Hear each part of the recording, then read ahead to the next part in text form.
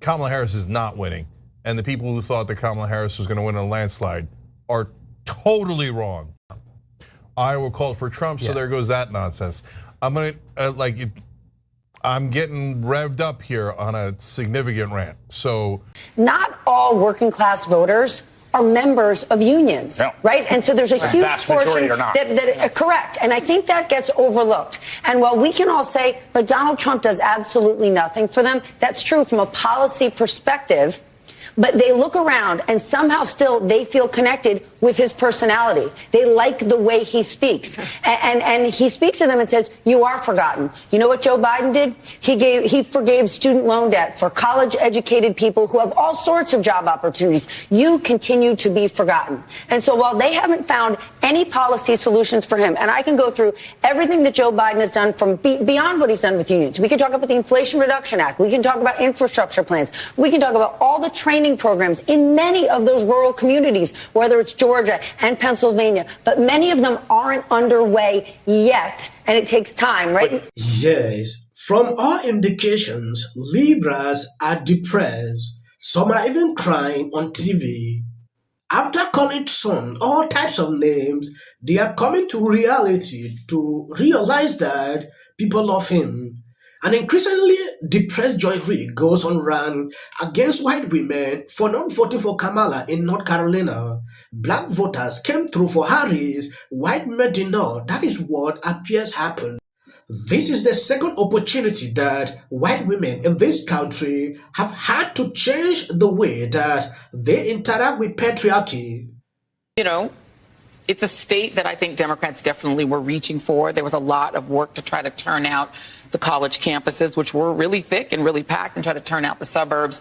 And I think there was a lot of hope because of just the insanity, can we say fairly, of the person who's running for governor in that state, and a thought that, you know, defeating him would also carry Harris in.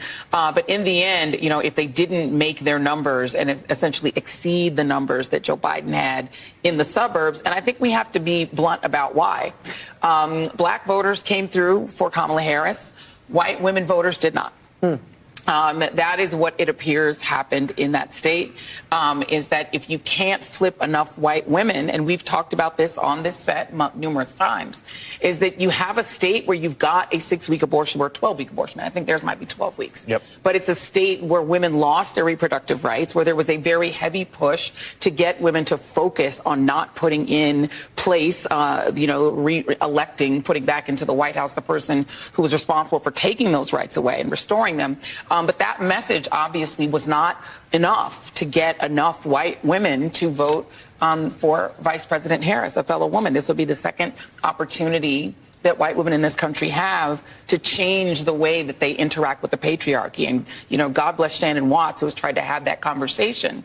But if people aren't receptive to it, and if people vote more party line or more on race than on gender and on protecting their gender, there's really not much more that you can do but tell people what the risks are and leave it to them to do the right thing. Yes. Do you know what I love most? When I see tweets like this, clearly tells me Kamala has been defeated. It's really depressing to see how many people voted for the felon rape for who lie constantly. Many Americans feel they are fellow Americans tonight.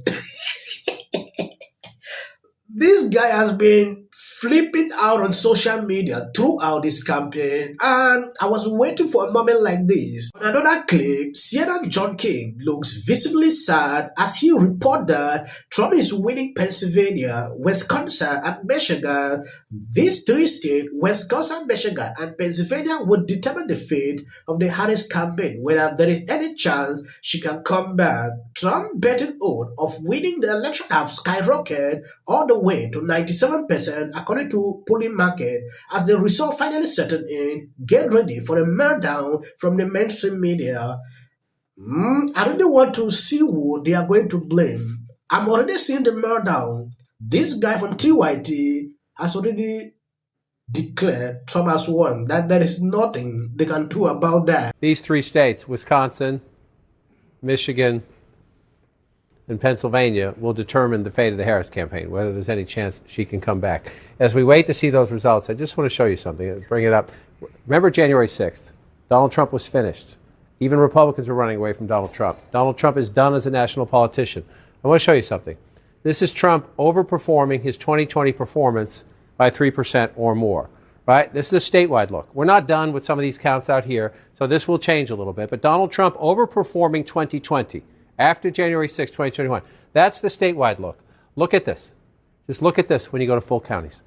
Look at how many counties across America, 994 of the 4,000 plus, 4,600 plus counties and townships, especially up this way, part of the country, they don't call them counties, they call them townships. But in nearly 1,000, 993 right now. This will change as we go through, but Donald Trump is overperforming. And look at where they are.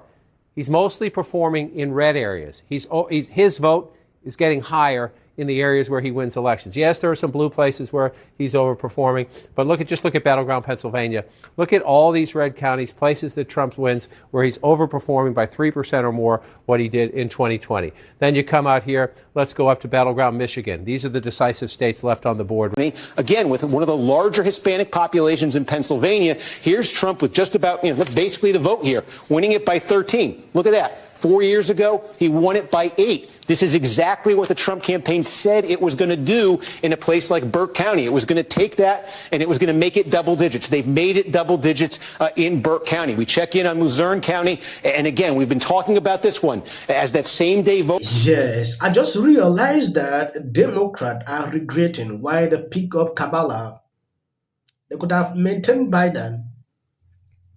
They will understand. But looking at this is a blowout. Trump is performing in Democrat locations like Michigan, a place they never thought that Trump could even do that. When I looked through Dearborn, Trump won there.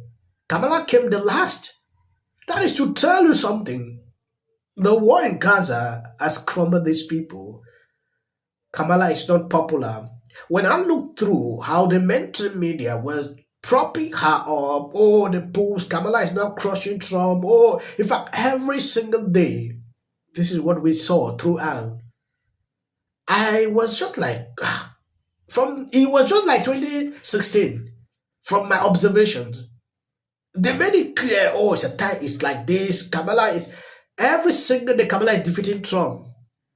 Look at now, these same people are not even believing their own polls. Because a lot of this is happening. Trump has just been declared winning Georgia.